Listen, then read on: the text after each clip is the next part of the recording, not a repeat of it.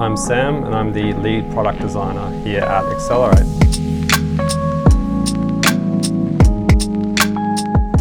So learning plans are really a way for training organisations to have complete control about the way they want to present and deliver the content that learners will have to complete throughout their course. This usually comes in the form of learning, assessment, resources and that sort of thing. So learning plans is really about creating a journey through that content for the learner that makes sense in the order that you would like.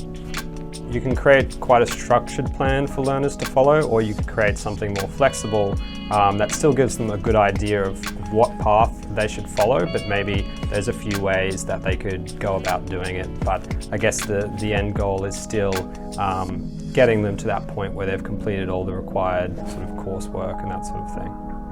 So aXcelerate had the ability to deliver online learning and assessment, but learning plans really gives authors the ability to control exactly how that content is presented to learners and give more fine-grained features around how exactly a learner is able to commence that content and what sort of things they might have to do first before actually having that content unlocked. Yeah, so one of the other cool features with learning plans is the automated triggers, which you can set up to fire based on what the learner actually does in their portal as they progress through the course. So we could have a scenario where we've actually marked a unit competent, as in the aXcelerate system has, because a learner has finished and an assessor has finalized the final assessment for a particular unit for that particular learner.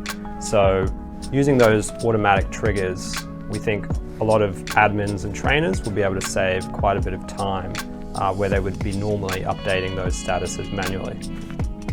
As a learner progresses throughout their learning plan and completes each module, they'll also be prompted to leave a piece of feedback which goes back into aXcelerate and then can be reviewed by trainers and administrators to monitor the overall sentiment of that learner and, yeah, I guess just how they're going throughout their learning journey.